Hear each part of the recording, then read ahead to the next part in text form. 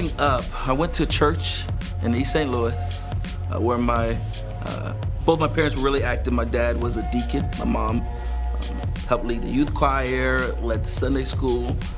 And so I had the pattern of going to church in my life, but really nothing more than that.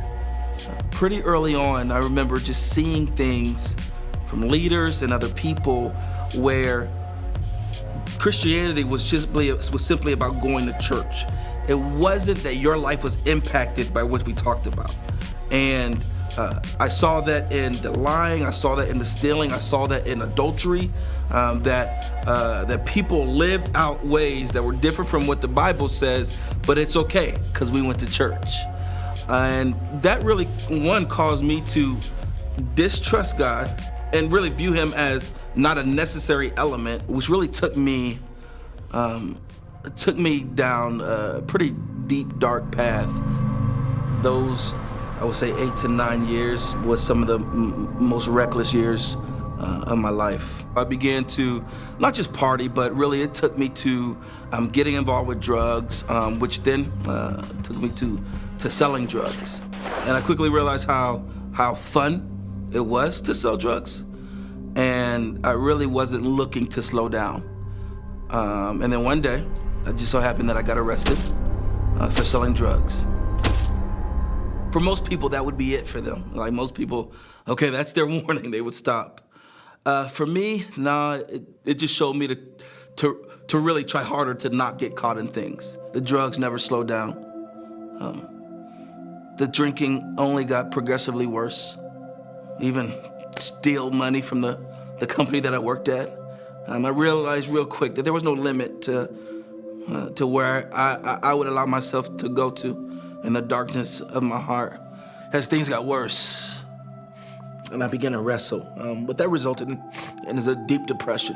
I remember not wanting to live. There were seasons of time where I couldn't bring myself to look at myself in the mirror because when I saw that person who I become, it was more darker, more evil than I could ever imagine I could be, and I couldn't fathom understanding that. Through this wrestling, I drank more, and drinking and driving became a norm, almost like a game for me. I remember I went home to O'Fallon, Illinois, bought a couple 40 ounces and sat at my house in O'Fallon and drank till I felt like I was nice and toasty, and then I hit the road. Driving home, I hit another car and I received a DUI. I remember sitting in jail that night, waiting for my friends to come get me. That's when the wrestling began to start. and it lasted, I'll say, for that week. And I remember it's like God was giving me these, I would almost say, these holy nightmares where, like, I clearly saw that if I did not change, I would be in the grave. I've buried friends who are my age, who have done no different than me. They are in the grave right now. And so I knew that deep down, if I didn't change, I was going to die. And I remember bending down.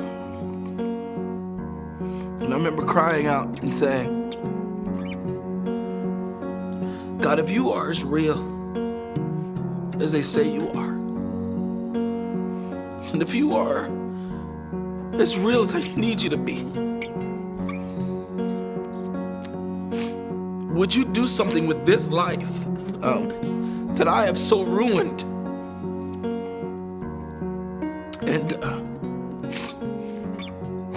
And in that moment, it's crazy. Like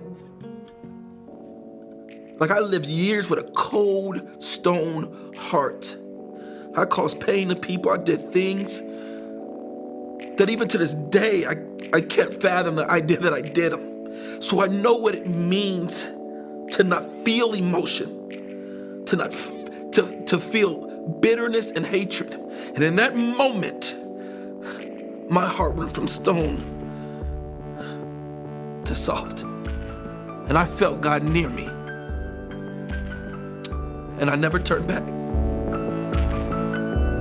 And I think I wish I could say that life has just been easy since then. I think my years of walking out my own wickedness has brought much pain even to this day. It has made life challenging, made marriage challenging, made me more challenging. But no matter what, I wouldn't change a thing. That God has proven to be the best thing in my life. And that me, who was once wicked and caused much pain, can now be a pastor and bring hope.